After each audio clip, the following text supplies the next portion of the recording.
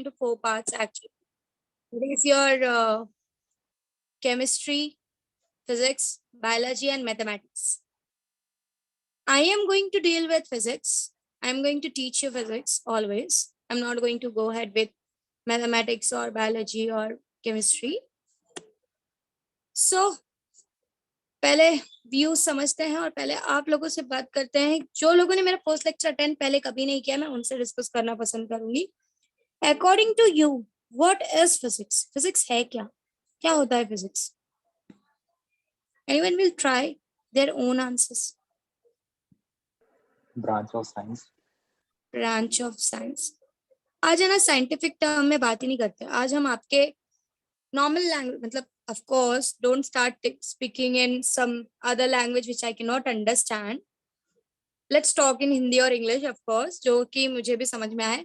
But आपके basic language में जाओ. मतलब बेसिकली आपको क्या लगता है कि ठीक है, it's a branch of science, that is very true. पर ये तो बहुत स्टैंडर्ड डेफिनेशन हो गया ना. थोड़ा सा लोअर लेवल पे जाके अपनी भाषा में बात करेंगे.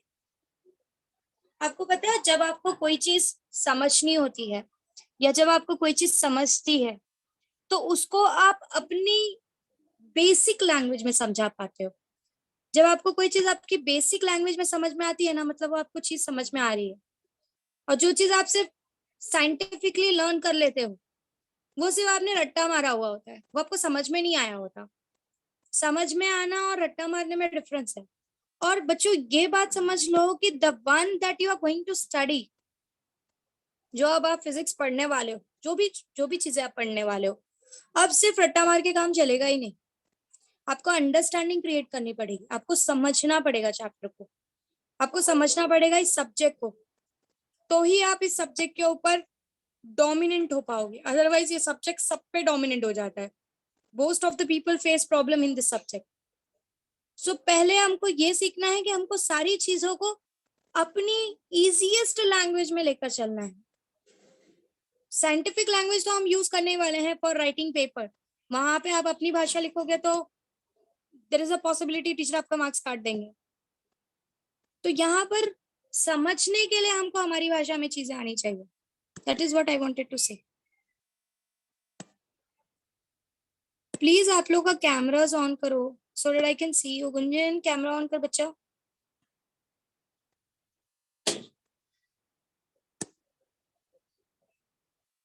Poonam, Triveni, please switch on your cameras everyone. आप लोगों को तो हैबिट हो गई है जूम की, कैमरास ऑफ रखने की और टीचर के कैमरा ऑन करवाने की. टीचर आधा लेक्चर तो टीचर यही बोलेगा, अनम्यूट करो, कैमरा ऑन करो, अनम्यूट करो. आधा तो हम इसी में टाइम पास करेंगे, है ना? ठीक है, चलो लेट्स गो अहेड. कोई ट्राई करो. आयुष ने ट्राई किया. It's a branch of physics, it is a branch of science, sorry. Something आपके लैंग्वेज में आपको क्या लगता है? What is basically physics? Ma'am कहना है. कौन बोला? नंदिनी. स्विच ऑन कर सकते हो camera Nandini? Ma'am, network issue is there. That is why I'm not doing on my camera. Okay, no issue. Go ahead, Nandini. Means the physical process of a particular system is called physics. Physical process of a particular system. थोड़ा सा high level हो गया ना बच्चों? नंदिनी, थोड़ा सा बहुत ज्यादा बेसिक पे जाके बात कर सकते हो? एज इफ मुझे कुछ नहीं आता. Even I am the student now. Even I am a student now. Means किसी भी चीज का मैकेनिज्म पढ़ना होता है फिजिक्स. किसी भी चीज का मैकेनिज्म पढ़ना होता है फिजिक्स. हाँ, थोड़ा बहुत और इजी गया है. और थोड़ा सा the scientific study of light sound. The scientific study of light sounds. ठीक है. और थोड़ा सा मिस फिजिक्स अपने लाइफ से थोड़ा मतलब रिलेटेड रहता है. कोई भी इमोशन, हाँ मतलब रिलेटेड तो रहता है. थोड़ा सा रिलेटेड होता है.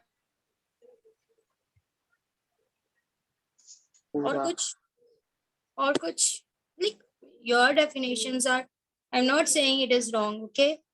मैं बिल्कुल नहीं बोल रही हूँ. आप सबके डेफिनेशंस कहीं ना कहीं एक अप्रोच में राइट है. थोड़ा सा और ट्राई करेंगे, थोड़ा सा और सोचो।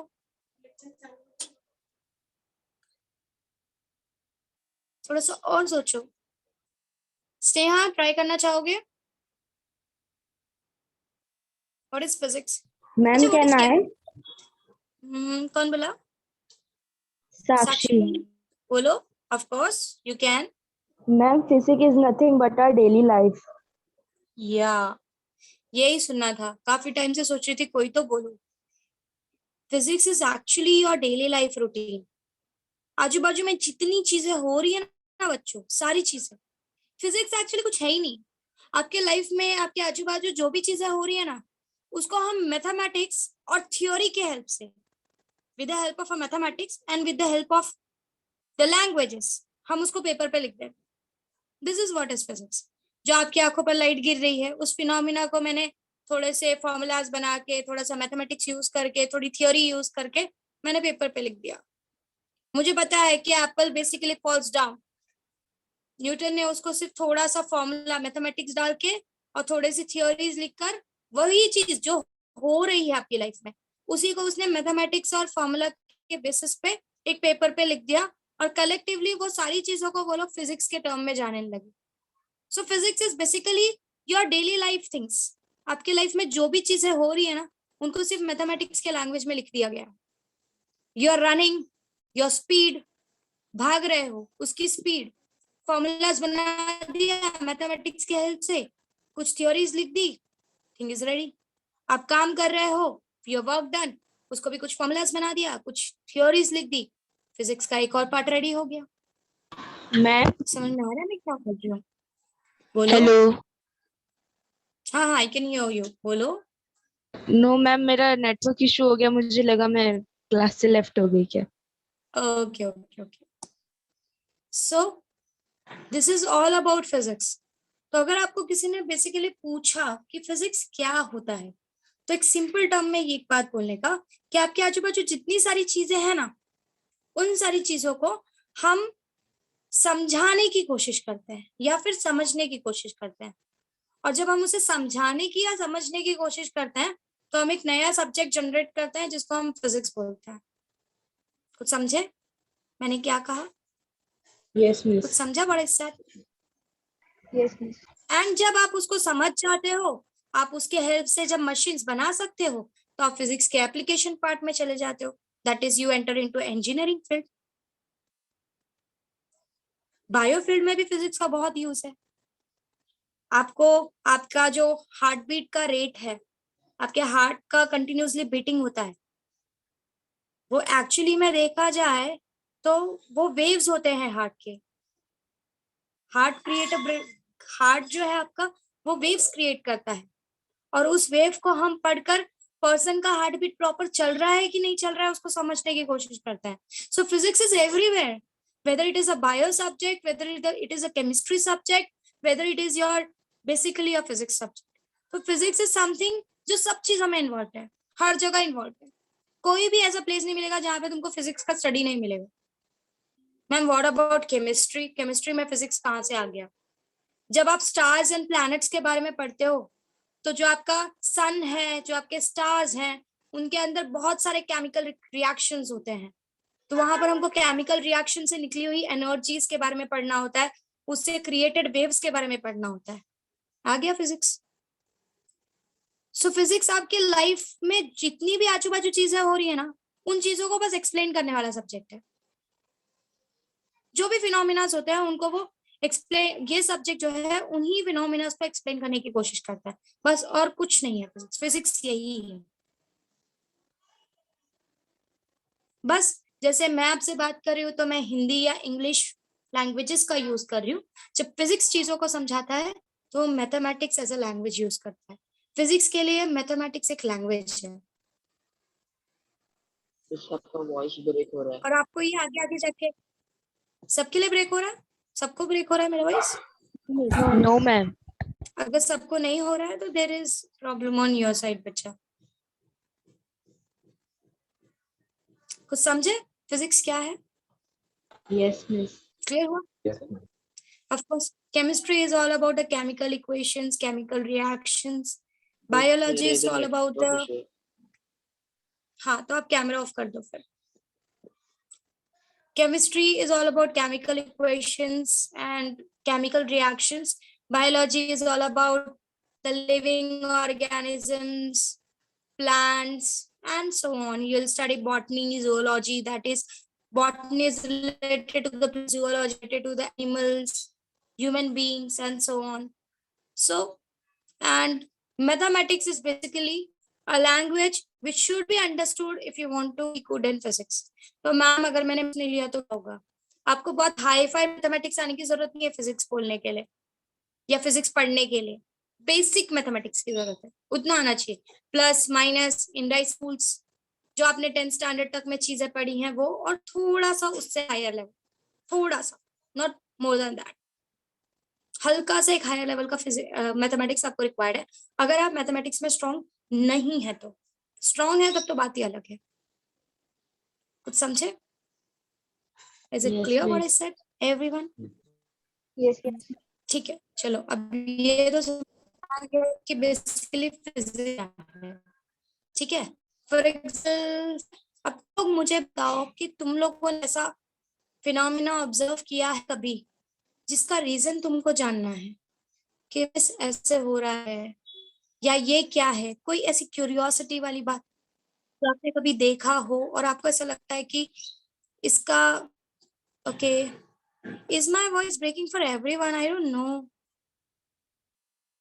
No miss. Are you? Now it is clear. सबको ब्रेक नहीं हो रहा है? Now it is clear. Yes, miss. Yes, miss. Gunjan, is it okay now? No or yes? I don't know. Aparna, can you hear my voice clearly? Yes, yes. Okay. Sometimes it may be. Fine. ठीक है, चलो आगे जाते हैं. So, as I was asking you people, कुछ पूछना है? कभी कुछ देखकर क्यूरियोसिटी वाला फीलिंग आया कि इसका रीजन मुझे पता चलना चाहिए? एनीथिंग जो भी आपके आजू बाजू चल रहा है, कोई भी चीज, I am okay to explain अगर मुझे आएगा तो. थिंक ऐसा कभी कुछ देखा नहीं है जो ऐसा लगता है कि मैम बस. मैंने देखा है. क्या देखा है? पूछो पूछो. वो दलदल बोलते हैं ना मैम, हाँ, उसमें वो ऐसे धंसते कैसे चले जाते हैं, मतलब उसमें मैंने कहीं पढ़ा था कि उसमें ग्रेविटी का जो फॉर्म है वो ज्यादा होता है, पर उससे निकलने का बाहर कोई रास्ता नहीं मिलता है. हाँ, क्योंकि हम उस चीज को एक्चुअली, आप जमीन पर इसलिए खड़े हो क्योंकि आप नॉर्मल प्रोवाइड, आपकी बॉडी पे जो है आपके सरफेस ने नॉर्मल प्रोवाइड किया हुआ है. Normal is a kind of force. ठीक है, तो जब आप वहां पर जाते हो, दलदल जैसे प्लेसेस में जाते हो, तो वहां पर वो नॉर्मल फोर्स जो आपको जमीन पे रोके हुए है वो उतना नहीं लग पाता, जिसकी वजह से ग्रेविटी जो है वो डोमिनेंट हो जाती है और वो आपको नीचे की तरफ खींच लेती है. बट ऐसा नहीं है कि दलदल में बचने का तरीका नहीं है. अगर आप दलदल में स्ट्रेट खड़े हो तो आपके अंदर जाने के चांसेस बढ़ जाते हैं. बट अगर आप अपनी बॉडी को लिटा दो, मीन्स अगर आप सो जाओ किसी तरीके से, तो जिस स्पीड से आप अंदर की तरफ जा रहे हो वो नहीं होगा. क्योंकि अगर आपको पता हो formula for pressure is force upon area, ये आपने काफी टाइम पढ़ा है. ये फॉर्मूला बहुत बड़ा what I can say explanation है इसके पीछे, कि जब आप सीधे खड़े रहते हो तो आपका बहुत छोटा एरिया उस दलदल के कांटेक्ट में होता है, जिससे प्रेशर बहुत ज्यादा लगता है. तो अगर आप लेट जाओ, इफ यू स्लीप, तो एरिया बढ़ जाता है, और एरिया बढ़ जाता है तो प्रेशर कम हो जाता है. तो फिर आप जल्दी जल्दी उस दलदल के अंदर नहीं जाओगे. मतलब आप अपने आप को प्रोटेक्ट कर सकते हो अगर आप उसके अंदर लेट जाओ तो, अगर आप अपना एरिया बढ़ा दो तो. समझ में आया? कुछ थोड़ा बहुत समझा होगा. बेसिकली ये होता है कि जो फोर्स आपको जमीन पर रोके हुए है वहां पर वो फोर्स कम पड़ जाता है और ग्रेविटी डोमिनेट हो जाती है, और ग्रेविटी आपको अंदर की तरफ खींच लेती है. ये रीजन है. तो आप जमीन पे रुके हुए हो, कहीं ना कहीं वो जमीन की तरफ से लगाया हुआ नॉर्मल फोर्स आपको जमीन के ऊपर रोका हुआ है. अगर वो नॉर्मल फोर्स नहीं होता तो आप जमीन से ग्रेविटी, क्योंकि ग्रेविटी का काम ही है चीजों को सेंटर पर खींचना. तो आप सेंटर पर क्यों नहीं जा रहे हो? बिकॉज वो सरफेस आपको रोक रहा है सेंटर पे जाने से। पानी पे आप खड़े होने की कोशिश करो, आप अंदर की तरफ चले जाओगे। क्यों? क्योंकि पानी उतना नॉर्मल फोर्स नहीं दे पाता। समझ में आ रहा है? सो Yes, जहां ma'am. पर वो नॉर्मल फोर्स नहीं लगता वहां पर आपको वो चीज रोक नहीं पाती। समझ में आया? समझो एक टेबल है, ठीक है, वो इतना स्ट्रॉन्ग टेबल नहीं है, और मेरे जैसा कोई हेल्दी पर्सन जाकर उस पर खड़ा हो गया, अगर वो टेबल मुझे उतना फोर्स, उतना नॉर्मल फोर्स नहीं दे पाया, तो मेरी ग्रेविटी क्या करेगी? मुझे खींच लेगी, और मेरे वेट की वजह से वो टेबल टूट जाएगा और मैं नीचे की तरफ गिर जाऊंगी। कुछ समझे व्हाट आई सेड? तो उस चीज के लिए Yes, हम ma'am. लोग क्या बोलते हैं, टेबल का कड़क होना जरूरी है। अगर टेबल कड़क है तो मैं आराम से उसके ऊपर खड़ी हो जाऊंगी, वो मुझे उतना नॉर्मल फोर्स दे पाएगा कि ग्रेविटी मुझे नीचे की तरफ ना खींच सके। तो हम ग्रेविटी हमें नीचे की तरफ नहीं खींच पा रही है किसी भी सरफेस पे, उसके पीछे रीजन ये है कि हमारा जो सरफेस है वो हमको एक नॉर्मल फोर्स प्रोवाइड करता है, और वो नॉर्मल फोर्स क्या करता है? हमको जमीन पर रोके रहता है। अगर वो नॉर्मल फोर्स नहीं होता तो ग्रेविटी की वजह से हम अर्थ के सेंटर पर चले जाते। कुछ समझे? थोड़ा बहुत, 1-2%, ज्यादा समझ अब Yes, ma'am. ये सब टॉपिक आप आगे Yes. जाके बहुत डिटेल में पढ़ोगे। Anything else and anyone wants to ask regarding physics? ये तो काफी अच्छा क्वेश्चन था कि मैम दलदल में हम नीचे कैसे चले जाते हैं।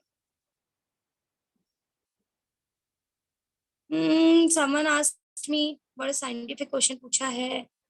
क्या पूछा है? Pure lead metal let's stop the X-rays. Okay, see X-rays की जब आप बात करते हो, they are a kind of waves, okay. तो अगर कोई मेटल है, अगर उसको वो रोक सकता है इन द सेंस वो अपने अंदर उसको पास आउट नहीं होने देगा। So that depend upon the property of the waves. अलग अलग वेव्स की अलग अलग प्रॉपर्टीज है, उनके अकॉर्डिंगली उनका रुकना मतलब स्टॉप होना या रिफ्लेक्ट होना डिसाइड होता है। एक्सरेज भी अलग अलग वेवलेंथ्स के होते हैं। कुछ एक्सरेज को आप कंट्रोल कर सकते हो, कुछ एक्सरेज कंट्रोलेबल नहीं होते। तो दैट डिपेंड्स कि आप कौन सा वेव यूज कर रहे हो और उसकी प्रॉपर्टी क्या है। ऐसा कुछ है reason. Anything else? Any observation in your day to day life? कोई ऐसा कुछ देखा है, कुछ समझा है? How is eco produced in some places?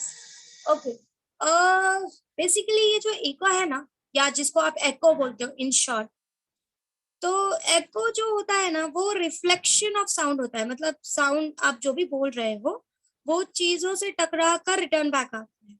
But problem क्या है कि आपका जो कान है, ओके, उसके आवाज को सुनने का और आवाज को रखने का एक लिमिट है, ठीक है।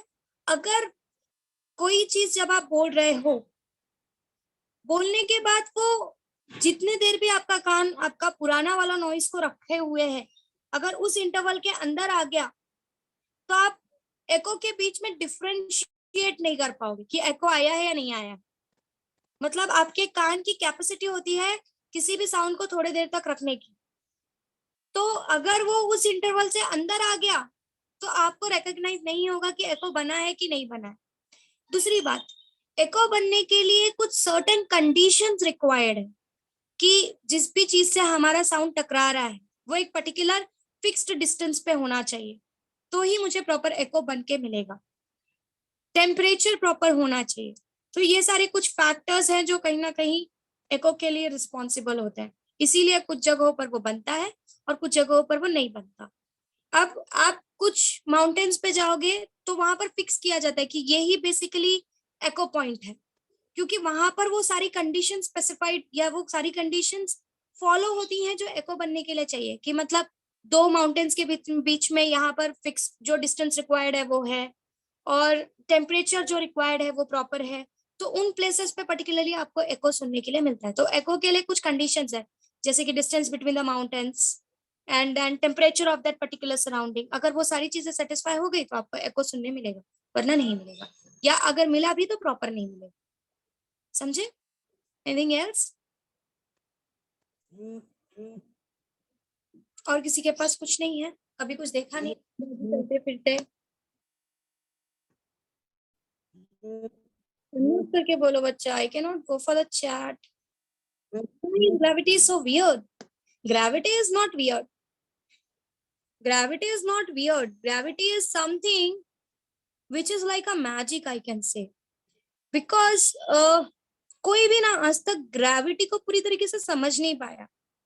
लाइक बोल तो दिया गया कि प्लैनेट्स, मासेस, सबके बीच में ग्रेविटी एग्जिस्ट करती है, पर आज भी काफी लोग ग्रेविटी को प्रूव करने में लगे हुए हैं कि एग्जैक्टली ग्रेविटी डेवलप कहाँ से हो रही है, प्रोड्यूस कहाँ से हो रही है. There are different different phenomena, graviton, string theory, ये बड़े बड़े नाम है, बहुत साइंस के काफी बड़े नाम है ये. तो बेसिकली सब लोग ट्राई कर रहे हैं ग्रेविटी को समझने का, उसको प्रूव करने का, पर आज तक कोई उस बेसिक लेवल तक पहुंच नहीं पाया.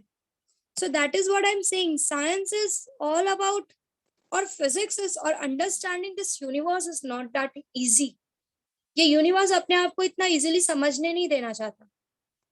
आप खुद सोचो, if gravitational force is called as the weakest force, not everywhere. Gunjan नहीं पूछा ना ये? Who asked this? Yeah, Gunjan asked this. Gravity is not the weakest force always. जब आप ब्लैक होल पे जाते हो ना, gravity becomes dominant there. So it is not always the weakest force. हमेशा नहीं. हाँ, बाकी चीजों से जब अर्थ पे या जो फिजिक्स हम पढ़ रहे हैं, जब उतना देखा गया तो उसमें ग्रेविटी को सबसे वीकेस्ट पाया गया. अदरवाइज अगर आप बाहर देखने जाओ तो ग्रेविटी इतना वीकेस्ट नहीं है. ब्लैक होल पे तो ग्रेविटी इतना स्ट्रॉन्ग है कि वो लाइट को भी पकड़कर अपनी तरफ खींच लेता है. हमारे लिए पॉसिबल ही नहीं है. मेरे सामने से कोई लेजर डाले, मैं पकड़ के खींच सकती हूँ क्या अपनी तरफ? नहीं. But on black hole gravity is that much strong कि वो पूरा का जो भी लाइट उससे पास होती है वो सब उसको अपने अंदर खींच लेता है. And that is the reason we called it as black hole. हमको ऐसा लगता है कि उसके पास जो चाहता है वो उसको पकड़ के अपने अंदर खींच लेता है. सो वहां पर gravity is everywhere responsible for it. So gravity is not always the weakest force. हाँ, but जो फिजिक्स आप पढ़ रहे हो उसमें gravity is the weakest force. That is very true. तो आपको अगर एमसीक्यू में आता है कि gravity is the weakest force, तो वहां पे ब्लैक होल कंसीडर नहीं करना है, क्योंकि आपके फिजिक्स में अभी ब्लैक होल नहीं है. ब्लैक होल हायर फिजिक्स में जाता है. तो आपके लिए weakest force is gravity. That is very sure. किसने कुछ पूछा? लोग चैट में क्यों पूछ रहे हो? Why don't we feel pressure of gravitational force on us? Because it is very very very weak. ये तो आपने 10th स्टैंडर्ड में सम्स में प्रूफ किया है कि दो मासेस के बीच की ग्रेविटेशनल फोर्स इतनी कम होती है कि आपको पता ही नहीं चलता. Let's take example. आपके रूम में बहुत सारी चींटियां होंगी, छोटी छोटी. दिख रही है क्या? होंगी ना कहीं तो होंगी. कितनी भी साफ सफाई हो, एक आध चींटी तो होगी ना. दिख रही है क्या? क्योंकि वो बहुत छोटी है ना. ऐसा इसका मतलब ये थोड़ी है दुनिया में चींटी खत्म हो गई. So it is all about कि वो कितना छोटा है या कितना स्मॉल है. That also defines the factor. कभी कभी चीजें होती हैं पर इतनी छोटी होती है कि हम उसे फील नहीं कर पाते या देख नहीं पाते. That is also the reason. Anything else? एक बात समझने की कोशिश करो बच्चों. What is Bermuda triangle concept? Is it real और not that there is presence of alien? Okay, fine. So when I am talking about, let's first discuss about Bermuda Triangle. Basically, some people say that Bermuda Triangle do not exist. Some people say that Bermuda Triangle exists. Reason is what my scientific calculations and what my scientific studies suggested. Okay, so when I talked the same way, when our professors from different space centers or from different research centers, when we used to get, or we used to talk to our professors. So basically those professors are the scientists. Okay, so when we talked to them about this कि sir Bermuda triangle जैसा कुछ होता है या नहीं होता है, क्या एग्जैक्टली क्या फिनोमेना है. So one of my professor who works in some of the space center, so he told me that ये जो बर्मुडा ट्रायंगल का कंसेप्ट है, that was basically something which is not correct, which is not true according to him. Okay, he said that कि उस जगह का ना गलत फायदा उठाया गया. Like बर्म्यूडा ट्रायंगल का प्रॉब्लम ये हुआ कि हाँ वहां पे तूफान आते हैं. दैट्स वेरी ट्रू, बिकॉज वो सी एरिया है और वहां पे तूफान आने का रीजन ये है कि वहां पर नीचे कुछ गैसेस क्रिएट होती हैं, जिस गैसेस की वजह से पानी में बहुत हलचल क्रिएट हो जाता है और वहां का सारा एटमॉस्फेयर जो है वो डिस्टर्ब हो जाता है। डिस्टर्ब होने से जो भी flying what I can say flying aeroplanes वगैरह जो भी जाती हैं, वो तूफान इतना स्ट्रांग होता है कि वो उसको क्रश कर देता है। That is very true. Okay, but ये जो बर्म्यूडा ट्रायंगल का कंसेप्ट अराइज किया गया, इसको जितना फोकस किया गया उतना जरूरत नहीं थी, बिकॉज एवरी टाइम ये बोल दिया गया कि बर्म्यूडा ट्रायंगल में तूफान आई और चीजें गायब हो गई, चीजें गायब हो गई। This was not always true. This is what my professor told me. He said कि इसका गलत फायदा उठाया गया। गलत फायदा ये उठाया गया कि वहां पर प्रॉब्लम ना होने के बाद भी लोगों ने ये फैला दिया कि वहां पर प्रॉब्लम है। मतलब बेसिकली वहां पर चोरों ने अपना काम करना शुरू कर दिया। एक शिप यहाँ से निकली एक कंट्री से, और वो बर्मुडा ट्रायंगल को, दैट इज वो सी को क्रॉस करके दूसरे कंट्री पे जा रही है। तो किया क्या जाता था, जो शिप जिस नाम से निकलती थी उसको पेंट करके दूसरे साइड भेज दिया जाता था। तो यहाँ से जो शिप निकली है वो दूसरे नाम से निकली है, और वहां पे जो शिप पहुंची है वो दूसरे नाम से पहुंची है। तो इससे शिप की कैलकुलेशंस में मिस्टेक दिखने लगा। सब लोगों को लगा कि जो शिप वहां से निकली वो बर्म्यूडा ट्रायंगल ने अपने अंदर ले ली। जब ये काउंट सब देखा गया तो इट वाज फाउंड, जैसे बोलते ना कि अगर एक घर है उसमें बोल दिया गया भूत है भूत है भूत है, तो बेसिकली चोर लोग उसको अपना एक जगह बना लेते हैं, अपनी सारी चीजें वहीं उठा के रख देते हैं। तो समवेयर ये एक फिनोमिना बर्मुडा ट्रायंगल के लिए निकला है। और दूसरा, वहां पर नीचे गैसेस क्रिएट होते हैं, काफी ज्यादा डेंजरस गैसेस क्रिएट होते हैं, जिसकी वजह से वहां पर उस प्लेस पर तूफान आता है, और वो तूफान की वजह से भी वो पॉइंट बहुत ज्यादा फेमस है। तो ग्रेविटेशनल फोर्स से ज्यादा कोई खास कॉन्टैक्ट नहीं है। It is all about the gases which are created inside the surface of the sea. That is all related to जो हमारे प्रोफेसर ने हमको बताया है। Anything else? I cannot see. I have to Ma'am, go and take your. Yeah, who's this? Harshali, bolo Utkarsh. Harshali. No, Utkarsha. Ma'am, I have Utkarsh. a very simple doubt that like time or distance negative में क्यों count नहीं हो सकते? Okay, time और distance negative में क्यों नहीं count हो सकते? See, distance is all about. देखो, तुम जब distance की बात करते हो, this time distance actually में ना, ये nature ने ये सब कुछ create ही नहीं किया है, ना time ना distance। ये सब हमने, जैसे कि अभी मैं बोलूँ कि 1 2 3 4 5 6 दिस नंबर्स, ये जो हमारे नंबर्स है, ये थोड़ी ना नेचर ने या गॉड ने बना के दिया है कि let's take 1 as 1, 2 as 2, 3 as 3, 4 as 4 and so on. तो ये सब हमने एक इनिशिएटिव लिया है चीजों को समझने के लिए कि भाई मुझे समझना है तो मैं कुछ तो शुरुआत करूं, ठीक है। तो ऐसे ही टाइम और डिस्टेंस, ये दोनों इवेंट्स है जो हमने खुद बनाए हैं चीजों को समझने के लिए, डे नाइट को समझने के लिए, जो भी इंटरवल क्रॉस हो रहा है उसको समझने के लिए। तो डिस्टेंस जो है एक्चुअली अगर आप देखा जाए तो आपने अपने फिजिक्स में टर्म्स डिफाइन कर दिए। There is something called as scalar and there is something called as vector.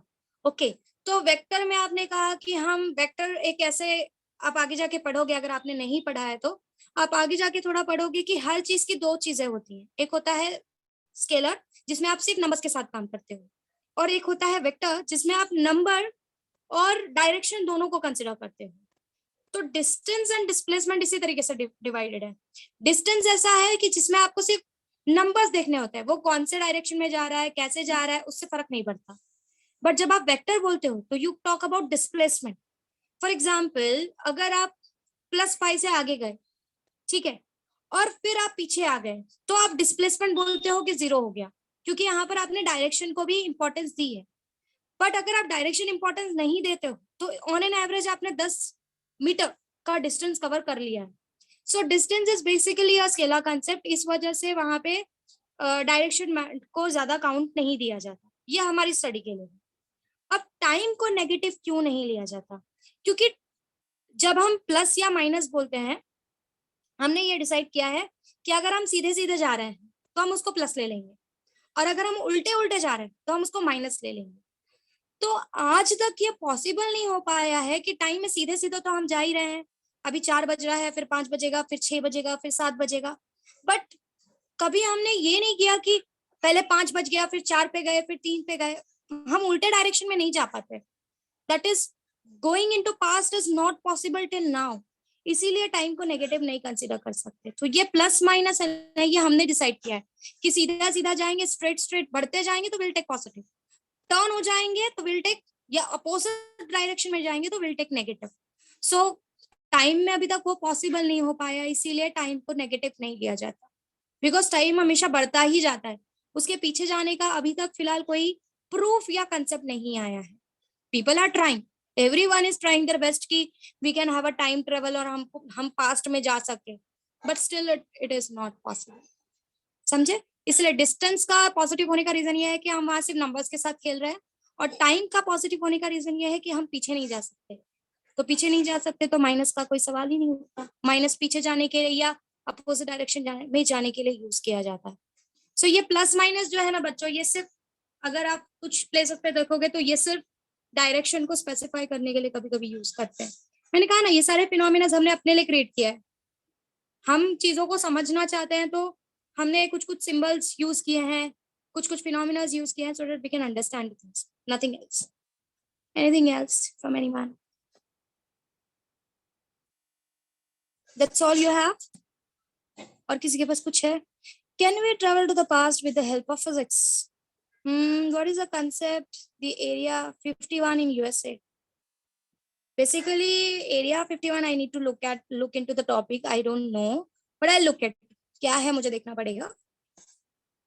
Someone asked me that past में जा सकते हैं क्या?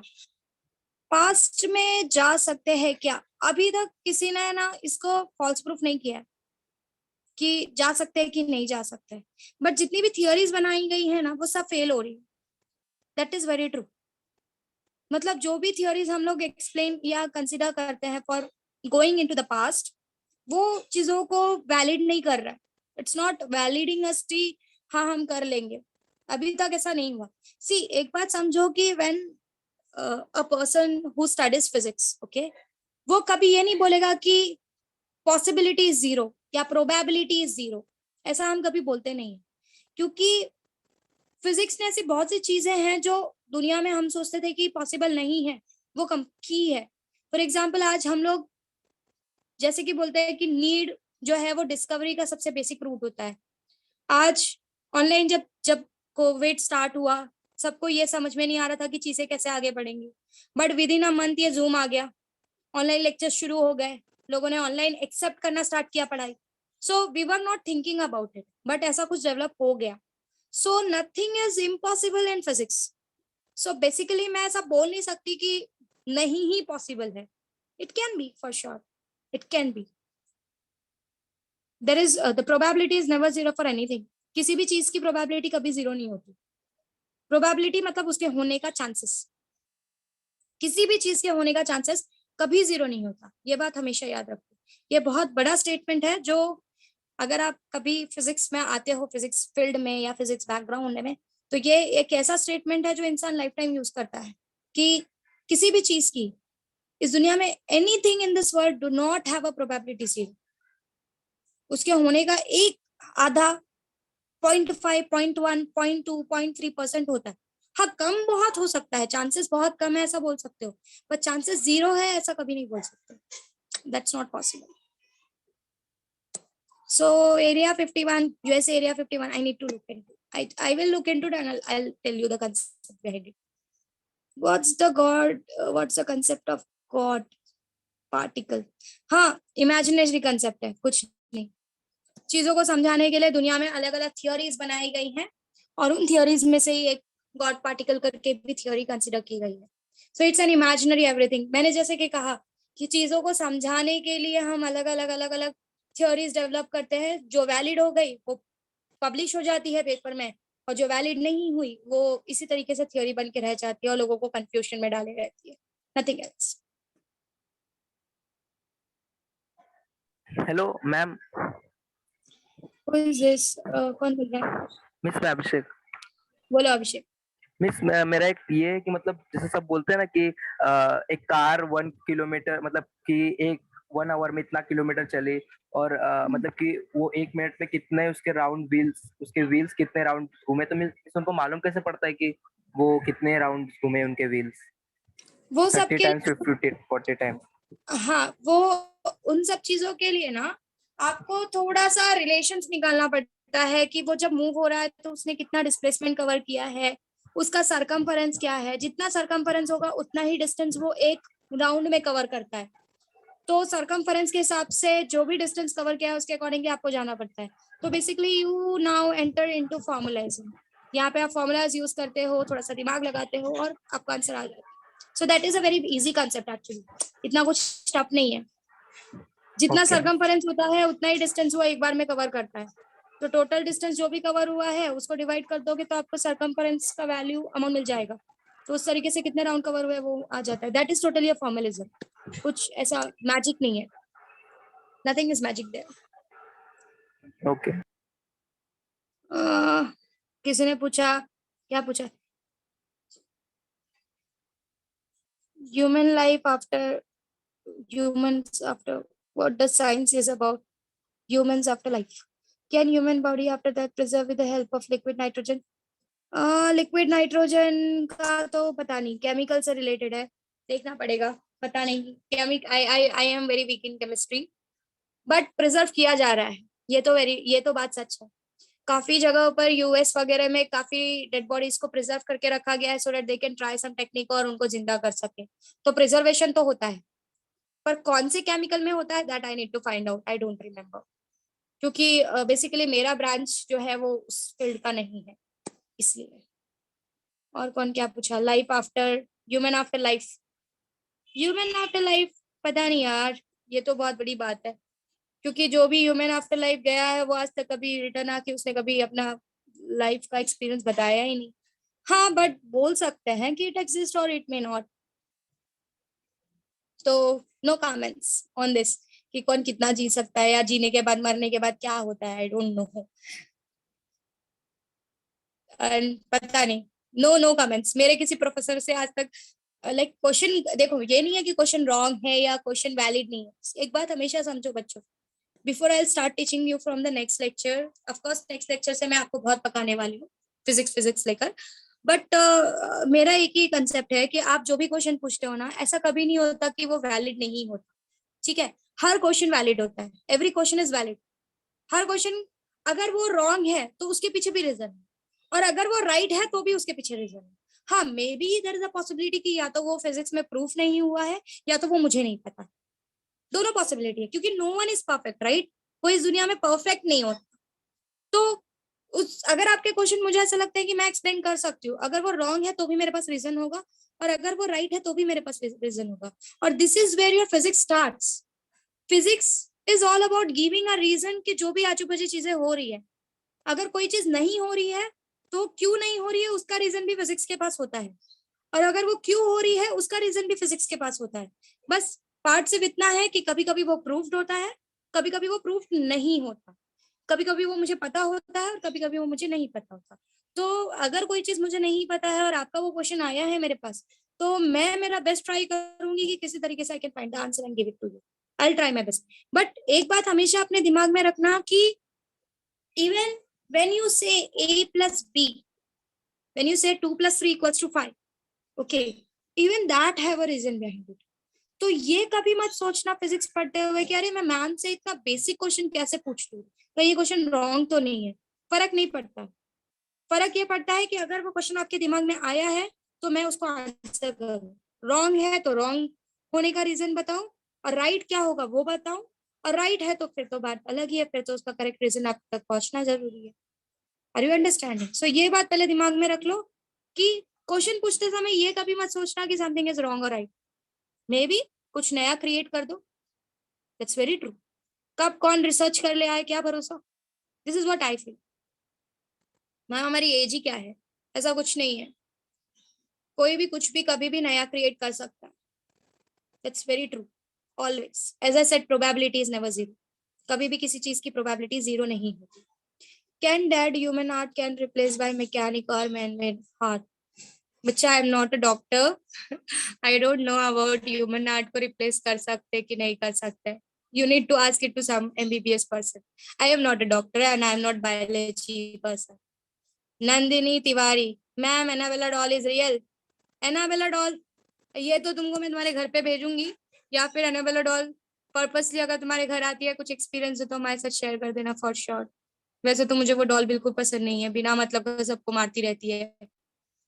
तो पता नहीं, भगवान ना करे वो रियल हो, बेचारे बिना मतलब लोग मर जाएंगे। Why red light have more importance? Okay, scientifically correct है। रेड लाइट इसलिए इंपॉर्टेंट है ना क्योंकि रेड लाइट का साइज बहुत बड़ा होता है। उसका वेव का जो साइज है, वेवलेंथ जिसको हम लोग बोलते हैं, wavelength is basically crust and trough. तो उसका साइज इतना होता है, वो जिस भी एरिया से क्रॉस करती है तो ऑब्स्टिकल उसको रोक तो इजीली वो क्रॉस करके आगे बढ़ जाती है। दैट इज द रीजन कि रेड लाइट ही बोले ना, हाँ रेड लाइट। तो रेड लाइट वेव्स को इसीलिए यूज ही किया जाता है एम्बुलेंस पे कि रास्ते में कितना भी शोर शराबा हो, कितने भी ऑब्स्टिकल्स हो, दूर से पता चल जाए कि एम्बुलेंस इज कमिंग। क्योंकि रेड लाइट कलर का वेवलेंथ इतना बड़ा होता है कि कोई भी मीडियम उसको जल्दी ब्लॉक या रोक नहीं पाता, उसकी स्पीड को कंट्रोल नहीं कर पाता। वॉयलेट लाइट की स्पीड सबसे ज्यादा कंट्रोल होती है, तो इसलिए वॉयलेट लाइट को बहुत रेयरली कहीं पर यूज किया जाता है। बेसिकली रेड लाइट को ज्यादा यूज किया जाता है क्योंकि it's all about the size of the wave that it is created at the time created. Red का वेव बहुत बड़ा, वेवलेंथ बहुत बड़ा होता है। That is basically the reason. Anything else? अभी एनाबेला वाला क्वेश्चन मत पूछना है। ऐसा लग रहा है कि जैसे कि मैं मूवी डिस्कस कर रही हूँ। एमबीसी सर मुझे क्या बोलेंगे एनाबेला सिखाते हो बच्चों को।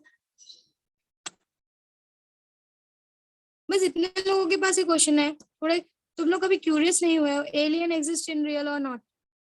ओके, एलियन के बारे में बात करनी है, ठीक है। ये तो बहुत ऐसा कंसेप्ट है कि बहुत लोग बहुत इसके पीछे पड़े हुए हैं, एलियन एग्जिस्ट करता है कि नहीं करता है। सी कीप इट इन माइंड बच्चों की, बेसिकली जिस सोलर सिस्टम में आप रहते हो ऐसे ना। अच्छा ठीक है, पहले ये बताओ कि कौन से मिल्की वे में रहते हो अब कौन से मिल्की वे में बोल रही हूँ, कौन सी गैलेक्सी में रहते हो आप? मैंने खुद ही नाम दे दिया। कौन सी गैलेक्सी में रहते हो? मिल्की वे। मिल्की वे। ठीक है, मिल्की वे में रहते हो फॉर श्योर। मैंने नाम दे दिया था वैसे भी।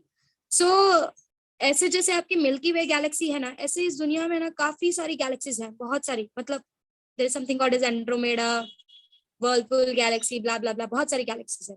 और आपके अकेले ही मिल्की वे गैलेक्सी में ही बहुत सारे सोलर सिस्टम्स हैं, बहुत सारे सोलर सिस्टम्स हैं। अकेला आपका ही सोलर सिस्टम नहीं है कि सन हो और 8 प्लैनेट हो, एक प्लूटो हो, सिर्फ आपका ही नहीं है। ऐसे बहुत सारे सोलर सिस्टम्स हैं। तो अगर बहुत सारे सोलर सिस्टम्स हैं तो बहुत सारे अर्थ जैसे प्लैनेट भी होंगे, और अगर बहुत सारे अर्थ जैसे प्लैनेट भी हैं तो शायद उन पे रहने वाले लोग भी होंगे, पॉसिबिलिटी। सो एलियन मे एग्जिस्ट और मे नॉट।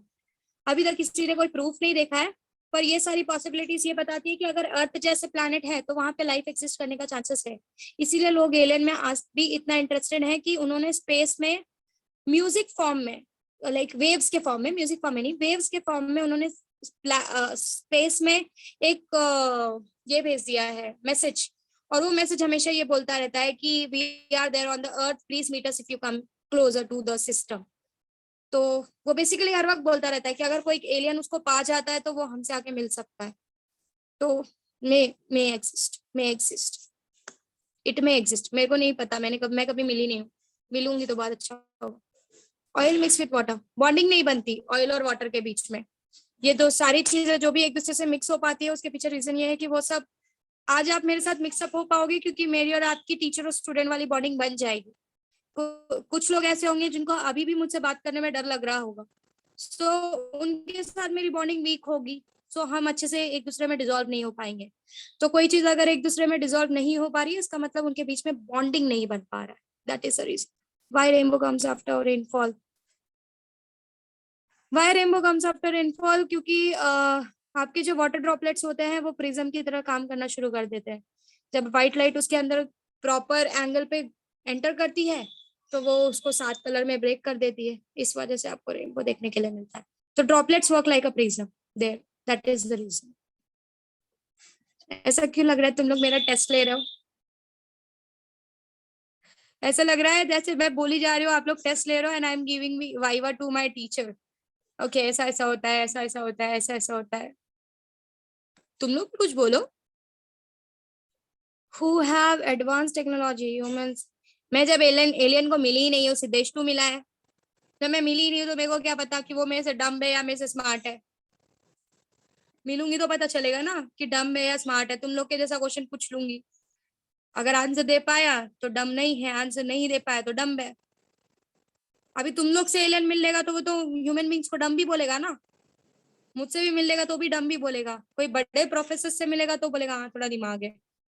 तो डिपेंड करता है ना एलियन किसको मिल रहा है। मुझे मिलके केमिस्ट्री पूछ लेगा तो बोलेगा डम्ब है ये, मुझे मिलके फिजिक्स पूछेगा तो मैं उसको कुछ समझा भी पाऊंगी। तो दैट ऑल्सो डिपेंड्स। मिस मिलोगे तो हमें भी मिलाना, पहले मैं खुद तो मिल लूं। मेरे प्रोफेसर ही आज तक नहीं मिले, जो स्पेस सेंटर्स में काम कर रहे हैं वही बेचारे नहीं मिले, उन्होंने तो होप भी छोड़ दिया एलियन का।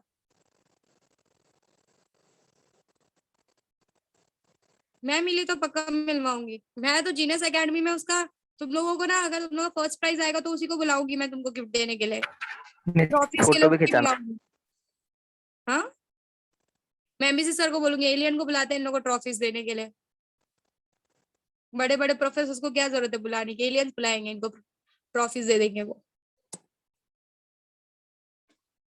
और कुछ देखो, आज जो क्यूरियोसिटी है वो क्लियर कर लो, क्योंकि कल से तो मैं वैसे भी बहुत स्ट्रिक्टली पढ़ाने वाली हूँ, चीजों की तरफ हम बहुत अच्छे से अंदर एंटर करने वाले हैं। तो इसीलिए देखो, मेरा आज का जो डिस्कशन था, ये सारी चीज जो बातें मैंने तुमसे की या मैंने कहा कि क्या तुमने देखा है, क्या तुमने ऑब्जर्व किया है, जरा मुझे बताओ। ये इसीलिए था कि मुझे यही बताना था कि जो फिजिक्स है ना बच्चों, वो इससे कुछ अलग नहीं है। जो चीजें आप बोल रहे हो, जो चीजें आप देख रहे हो, जो चीजें आप समझने की कोशिश कर रहे हो, फिजिक्स वही है, नथिंग एल्स देन दैट। बस हाँ, थोड़ा सा जब आप नोट्स या हम जब बुक के थ्रू जाएंगे तो हम एक सिस्टमैटिक वे में आगे बढ़ेंगे कि पहले हमारा बेसिक्स में हमको क्या पढ़ना है, फिर आगे क्या पढ़ना है, नेक्स्ट चैप्टर क्या पढ़ना है, तब हम चैप्टर वाइज जाएंगे। But physics is basically this only, यही है फिजिक्स। आपके आजू बाजू में जो हो रहा है उसी का एक्सप्लेनेशन है physics, nothing else is there. और उसमें आप अपने आप को स्ट्रॉन्ग तभी कर सकते हो जब मैं कोई चीज बोलूं और आप उसको इमेजिन करो।